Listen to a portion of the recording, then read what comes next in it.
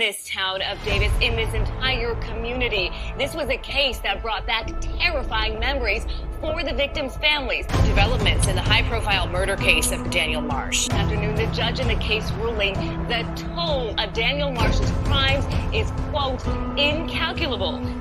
And tonight, that 16-year-old is facing double murder charges for killing an elderly couple inside their Davis home. Everybody, Midnight Stories 32 here. Today we're going to be traveling to Davis, California to track the days of some typical high school students.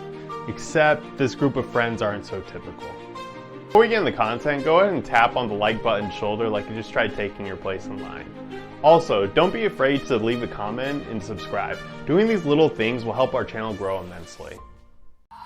Davis, California is located right outside of San Francisco. It is home to about 70,000 residents and is well known for having good schools and being a safe city to live in. For the most part, that is.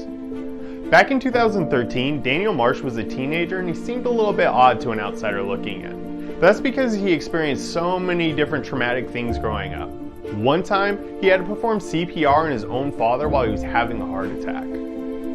Oh, and his parents even split up because his mother was having an affair with his elementary school teacher. Awkward. Anyways, this is about the time that Daniel began to change. When Daniel was 10, he got bullied at school. He became depressed and started developing eating disorders. All of this eventually manifested into an obsession with death. He would spend his days surfing the internet, watching videos of people dying. Eventually he was consumed by it. He would draw people being killed and talk about dark fantasies with his friends at school. Daniel even got around to killing a cat. April 4th, 2013, and Daniel finally decided to give in to his impulses. He came outside in the middle of the night and looked for homes that he could easily get into. He finally found a window that was unlocked for an elderly couple's home. Daniel repeatedly stabbed each of the victims 50 times. He then grabbed unique objects from around the house and placed them inside the wounds of each of the victims.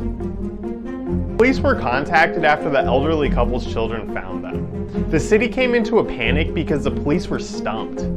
There was virtually no evidence left behind, no motive identified, and certainly no suspects. 2 months later, the police received this phone call. Can this be anonymous? What are you reporting? Double homicide that happened at April.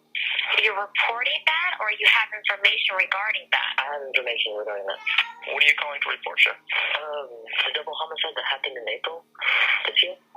What can you tell me about that? Everything, actually. Daniel Marsh. Daniel Marsh? Yeah, Daniel Marsh or Dan Marsh. He cut open the stomach of both the people, and he put a phone in the woman and a cup in the guy.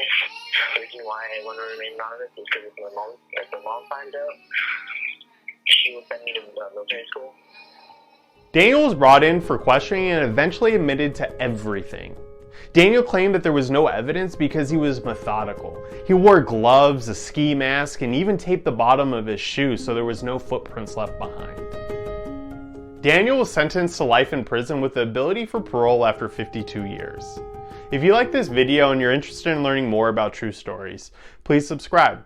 Until next time, Midnight Stories 32.